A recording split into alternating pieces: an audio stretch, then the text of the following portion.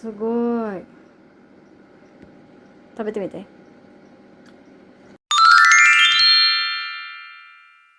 Plano ko talagang gumawa ng maraming tinapay mga tita, kaso pag akyat ko sa taas nakita ko ang aking anak na lalaki mga tita nakahilata sa aming sofa, tapos tuwang-tuwa siya nanonood ng TV ba. Naiinis ako mga tita kasi bakit siya lang ang masaya samantalang ako magbibisi ba at ang dami-dami kong gagawin mga tita samantalang hindi din naman niya ako tutulungan ba. In short, naging bitter ako sa kaligayahan niya mga tita kaya naisipan kong patulungin siya sa kusina. Alangan naman ako lang ang maghihirap mga tita samantalang mamaya kapag naluto na itong mga tinapay ko sila lang ang magiging masaya.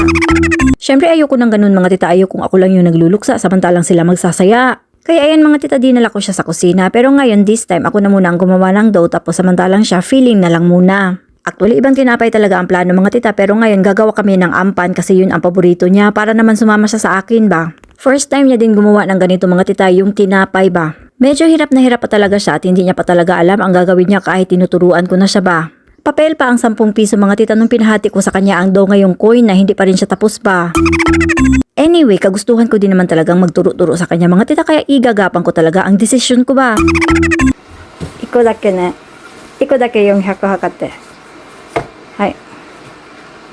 At dahil nga may duda at may takot siya doon sa pagtimbang ng dough mga tita, paunti-unti niyang pinuputol yung dough ba. Aabutin yata kami ng 2027 nito mga tita bago kami matapos dito ba. In fairness mga tita, maingat siya sa mga ginagawa niya kahit first time pa siya kaya ngayon tinuturuan ko siya kung ano ang gagawin niya next step ba. Kani-kanina lang mga tita nagre-reklamo yan siya kasi gustong-gusto niya talaga manood ng TV ba. Ngayon mga tita nag-e-enjoy na siya sa ginagawa niya. Akala ko nga surrender siya sa gitna ng pagtatrabaho namin ng tinapay mga tita pero tinutuloy-tuloy niya talaga. Clap your hands ba. Nakafocus talaga siya sa ginagawa niya mga tita kasi takot siya talaga na magkamali ba. こうやって、こうやって、見て、こうやって。50 to 55 grams pala ang timbang ng isang tinapay na to mga tita at mamaya lalagyan natin yan siya ng red bean ba. At dahil nga hindi pa siya masyadong marunong sa mga right technique mga tita, tinuturuan ko na muna siya ng mga madadaling gawain ba. ちゃんときれいにして、それできないからぐちゃぐちゃでしょ。表面はきれいにして。そうそう、それ。ほら、下に入れるよ、全部下に入れて、丸くみたいな。見てママ。Instead na ituro ko sa kanya yung mga pinakatamang ways mga tita, naghahanap ako ng mga easy ways para matandaan niya yung mga gawain ba, pati na yung mga words mga tita. Dapat yung mga sayon na bitaw kaayon yung sa mga sayon na kaayon na. Nahihirapan naman ako sa Tagalog. Yung mga madadaling words lang ba para maintindihan niya.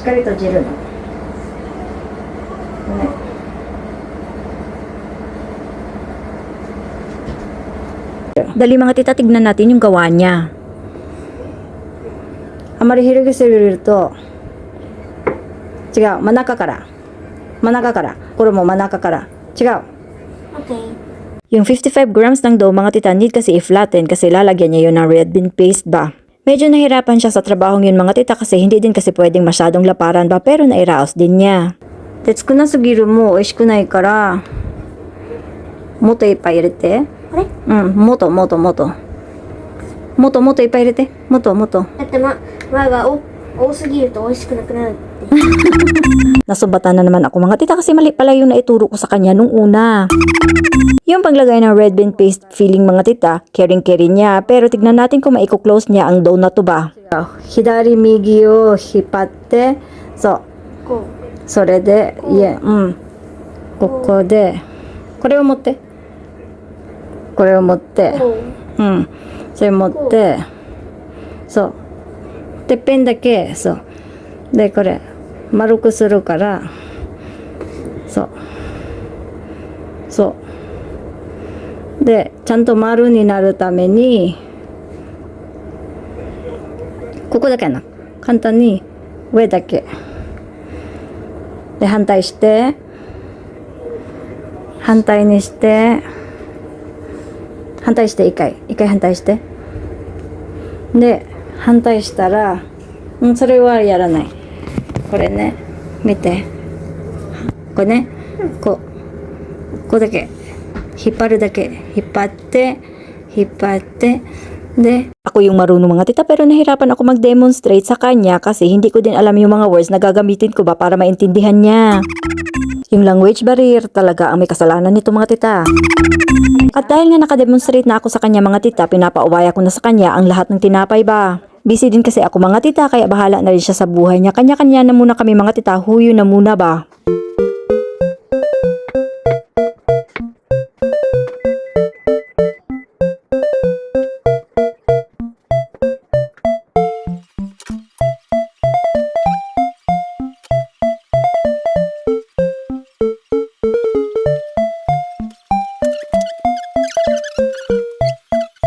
Akala ko mga tita siya yung assistant ko, nagkamali pala ako. Ako pala yung assistant niya mga tita, naubos kasi yung red bean paste niya, dagdagan ko daw ba.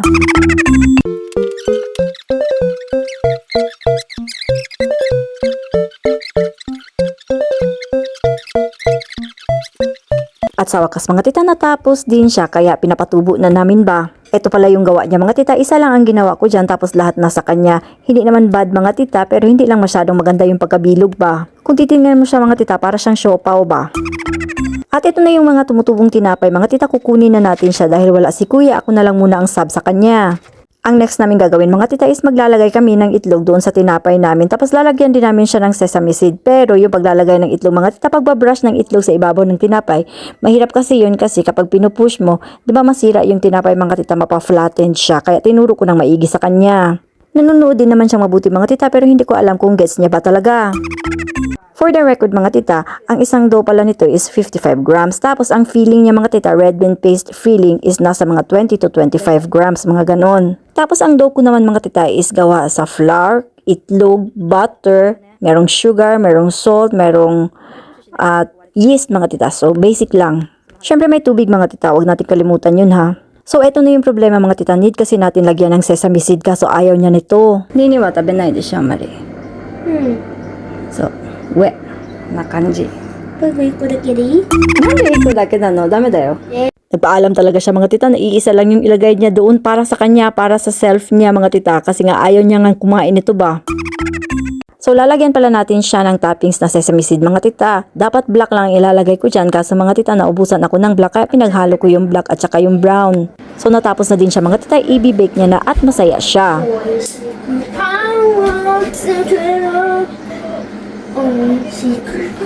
Sang pakanta-kanta na lang siya mga tita, siguro sa isip-isip niya paid off yung pagod niya. So ayun nga mga tita, itong mga anak ko ba, medyo tamad-tamad to sila mga tita, hindi mo masyadong mautusan sa bahay ba, weather lang yung kasipagan nila. Kaya lagi talaga ako nag-iisip ng paraan mga tita kung anong gagawin ko para mapagalaw sila dito sa loob ng bahay namin ba. And kalimitang mga inisip ko mga tita, kung hindi luto-luto, linis-linis yan. Kaya marami natutunan tong mga anak ko dito sa bahay namin mga tita, pero tamad pa rin sila ba. Pero at least mga tita, may mga backup na sila sa buhay. Paglaki nila, magagamit din nila ito, matatandaan nila yung mga tinuturo ko sa kanila. Siguro mga tita, sa mga manonood ng video ko, magagandahan kayo, pero in between mga tita, nag-away-away din kami na to ba.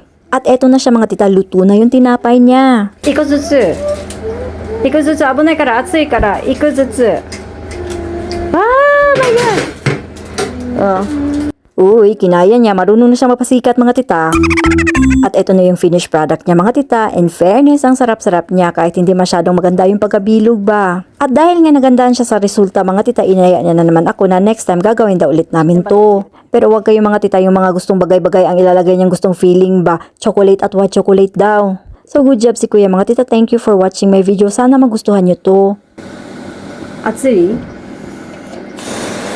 So.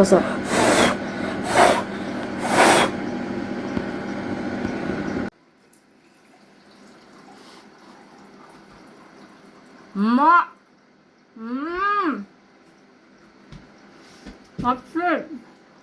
生地が柔らかい。ちょっと待って、こういうこと分食べないで。食べれるじゃん。おいしい。Ang sarap-sarap niya talaga mga tita, lalo na kung mainit pa ba. Tapos yung dough niya mga tita, sobrang lambot talaga. I-try nyo to sa mga bahay niyo mga tita. At huwag niyong kalimutan mga tita na ang each dough is 55 grams. Tapos ang filling mga tita, depende sa inyo kung gaano kadami. Pero kapag masyadong madami mga tita, ang hirap-hirap niyang isilba.